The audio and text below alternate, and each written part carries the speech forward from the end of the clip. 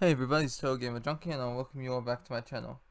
So in today's video, we're going to be talking about the ending of Life is Strange issue 4 and what a huge curveball that was. Okay, I was not expecting that, but like, I gotta say what I'm not expecting now is like, how is this like gonna matter? Because the whole thing is for Pricefield fans, right? It's meant for us who ship Pricefield. So basically, the whole story is the whole 4 issues were based off Max's decision to sacrifice Arcadia Bay to save Chloe. And so we finally we get that. Okay, we get to see what that outcome is. And honestly, in the end, when we get the Pricefield kiss, I was very pleased about that. And then what happens next? Max abandons Chloe again. Okay, well I know she didn't have a choice when her parents moved to Seattle, but she had the choice to call, but she didn't, so she abandoned her that way, and now she's abandoned her a second time, and I'm not like too happy, like, and I know like a lot of you aren't either with how it ended. But there's also good and bad points I want to point out here. So, let's start with the bad first. Now, I gotta say that, and I gotta say like that ending where Max shows up on the beach with Chloe and Rachel. Honestly, I just didn't like that. Like the reason being is Rachel, like she may like, because I consider, for me personally, in Before the Storm, I consider Chloe and Rachel getting together as canon. I believe that is canon, and I also believe the ending where Chloe tells Rachel everything about like how her mother was the drug addict and she wanted to see her, but her dad wouldn't let her. I also consider that canon, because like as you know, like she and Chloe kind of dated, and then she ends up with Frank Bowers. She completely cheats on Chloe and leaves. We even see in issue 3, and she says she's gonna go meet up with Frank. So I assume that I assume that Rachel, when Max and Chloe first meet her in issue 3, it is that, well, not when first met, but you know what I mean, when you first see her in issue 3. Yeah, so I believe that that Rachel was also with Frank Bowers, and was basically she just cheated on Chloe. And why the hell did Max to go back? Like, did she create a timeline where, like, well, she didn't really create it. She's more like choosing a timeline. She had to choose one anyway. So, and she chooses a timeline where Chloe and Rachel are together and alive. And then you can even see, like, when she shows up there, Chloe's completely survives. It's like Max Caulfield. You see like the question mark there, and you can see in like the top right corner there in LA,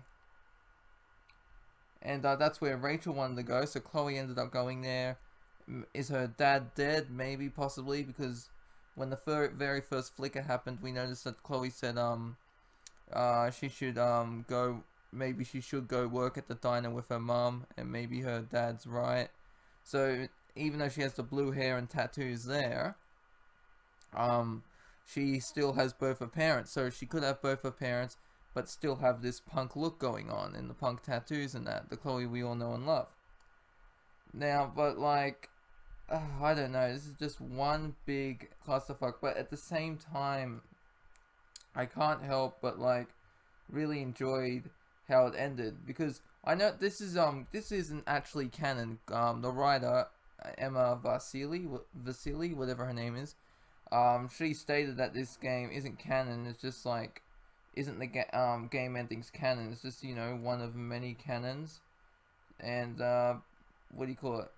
And so this is like that's actually pretty good if you think about it, because look at it this way. Star Wars Episode 8, people like the fan base was divided.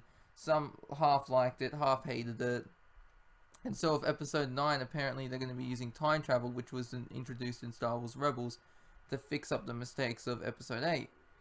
Now, because there are an infinite amount of timelines, an infinite amount of possibilities, we could we could basically go back to another Max and Chloe story.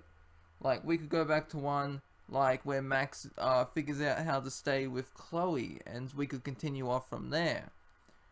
We could have one where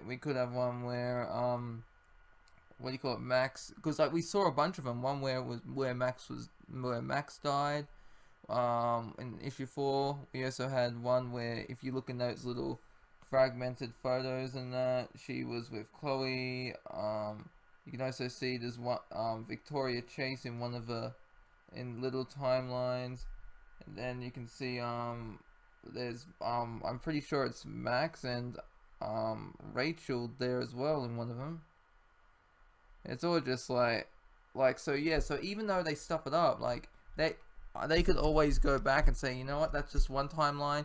We're gonna focus on another timeline to continue it, but that's also pretty bad either, because if they got this infinite amount of timelines and if they're like, oh no, we just screwed up one, so we're just gonna go to another one and continue from scratch, that's pretty stupid in my opinion. But I also believe like what they're doing is kind of good in my opinion, because basically issue 4, 1 to 4 was one arc. Now issue 5 is going to be a new arc, so we can continue from a new Max, and I believe that would actually be good. We got since the infinite amount of possibilities, there will be an infinite amount of what do you call it, timelines, you know, different Maxes, different Chloes and all that. So yeah, I do believe like for me personally, to fix this, they'd either have to go back to a timeline where Chloe and Max are still together, or they could just do like what they did in the game, you know, like it's like if Life is Strange 2, you got Sean and Daniel, completely new set of characters, new cast, but with the issues you have the same characters but a different story in that, different things happening. Like I for one would love to know what happens when Max sacrifices Chloe. Now I do ship Pricefield, but you know, if it's an infinite amount of possibilities, I really do want to know what's happening across the multiple timelines. Like I'd like to see a Max who's with Warren and that. And now actually I've actually got some comments here. Like I've had, like, since I uploaded the video, like 63 comments on this video that I uploaded. And a lot of you are like, yay, hella yes. And then what do you call it? One of them is they actually, if I'm just scrolling through, what do you call, one of them actually here who commented, just noise, put, thanks for the video. Now I'm pretty sure it's full of shit and I'll never touch Life is Strange again. The author just destroyed the Pricefield and gave a crappy and poorly drawn kiss and did a bunch of fan service for fans of Rachel and carried the place in AU that would revive Rachel. This was what the Rachel fans asked in Twitter. We won't see the real Chloe again. Max dumped her again, and it's not clear how Max figured out what to do and why she disappeared at the end, because when you move through the photo, only her mind and not her body should move. Now it's a full-fledged AU for Rachel fans and for Amber Pricefield perverts. Just disgusting fan service, and the author doesn't care that Rachel betrayed Chloe, which I agree with, like, parts of this. Chloe cheated on her and dumped her. She just doesn't give a fuck. Max did so many things and then just left Chloe again, but then what's the point? Why do fans need another Chloe? Nonsense. I think the author did it to revive Rachel and do even more fan service so she can just go fuck herself. Hate people like that and what they did with Bay Bay. In fact, in this ending now seems like Bay Bay one fucking kiss and then next drama of a breakup. What the fuck? What was all this for? They just can't leave Max and Chloe alone after everything that's happened and bring up fucking Rachel's body over and over again. I thought it was a story about Max and Chloe, but certainly a fan service in the form of a comic book for Rachel fans. This is shit, and the author just spat in the face of Pricefield and to all those who chose this ending. It's the usual lack of respect and disregard for the choices and feelings of the fans, but apparently author don't give a fuck. She wants to please fans, Rachel and other perverts. So canvas they what's that word? So canvas they buy this shit. I'm just tired of this shit. Yeah, most of with I agree with you just now. It's this really like from issue 3 I was like, oh god, there's Rachel, and I even made that joke, like I thought it was Amber Pricefield. It's like, no, it wasn't. But then like what they did at the end where Chloe's with Rachel, so what the hell is supposed to happen anyways? Is that Chloe with Rachel? It's like, is there gonna be an Amber Pricefield thing? Because if she's done this, if she's brought back Rachel, who's to say she couldn't make this like love free group triangle thing, and which is known as Amber Pricefield. Like, what I'd like to see is like Chloe. What do you call it? Like Chloe. If Max is hanging out with this Chloe and they continue from this arc, maybe Rachel gets jealous and her and Max end up fighting.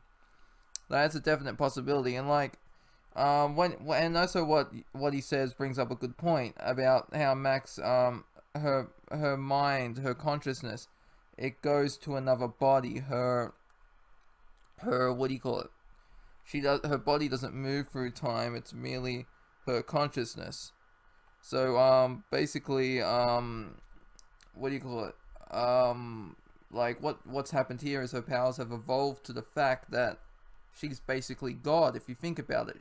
So if she's able to do this, move her body through time, and honestly this is a bit weird because she's wearing something completely different if you think about it. Like, well, if you don't think about it, actually if you look what she's wearing when she leaves Chloe, then she's in that transparent type world, like in the photographs. She's naked. We don't see anything though, which I'm very happy because I don't want to see Max naked. Like, I don't mind like from the back shots, but I never want to see frontal nudity. Same goes for Chloe too. And what do you call it? And then she ends up on the beach in this new timeline, and she's got this beach outfit on, like short shorts and all that. And it looks if you look in episode 3 if you look in episode 4 of Life is Strange, you can actually see that Max, the Chloe that's paralyzed from the neck down, the quadriplegic. You can actually find the photo that Max sends her, and the outfit looks a little similar to what's in the comic book. So it could be that Max who's not afraid and all that. And like, because our Max we know is kind of like self-conscious, a little shy. But that Max, the one in the new timeline Max created in episode 3, she's more outgoing and brave and like a little mean apparently if you read the text. Now, like basically basically what I meant before by saying she's God is, if she can move her body through time and that means she can also do her consciousness, like, and we all know that's how the photos work.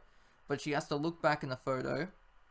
She can only stay in her small body for her whatever body she's in for a little while, and then she jumps back into the proper time period of her body and the timeline changes. So basically, if she can do this at will now, if she's an 80-year-old woman, she can just choose any timeline that she wants, jump back into a younger body. So you have an 80-year-old Max, she can jump back into her 18-year-old body and just explore different paths, do everything. That's what the big hubbub is about this. Like, they made her a god. I wouldn't say a capital G god, but a small g god.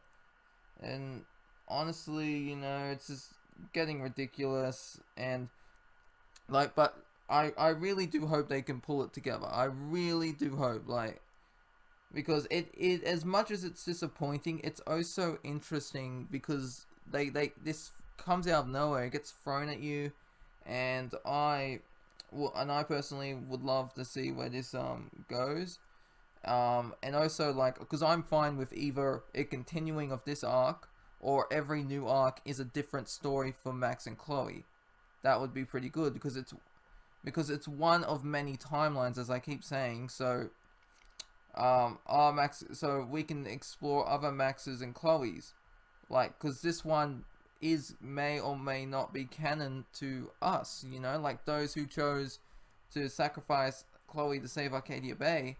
then this ending, this one of infinite possibilities, wouldn't be your canon. Now, like, anyways, like, I got a bunch of, like, other theories I want to discuss, but, like, I don't really have much to go off of. Anyway, but, like, I'm gonna be checking Comixology daily, and I'm gonna be trying to find a preview for, what issue 5 is gonna say, like, you know, a little mini summary. And the day it does, I'm gonna be uploading, a theory video about it and telling you what it says and what I think it means. Anyways, I do hope you all enjoyed, this video more than you enjoyed issue 4, which you haters didn't. But you know, I don't judge. You know, whatever your ship is, whatever your preference is, those are your choices. I believe in freedom of speech. Anyways, I hope you all enjoyed the video, and I'll see you in the next one. This is TotalGamerJunkie signing off.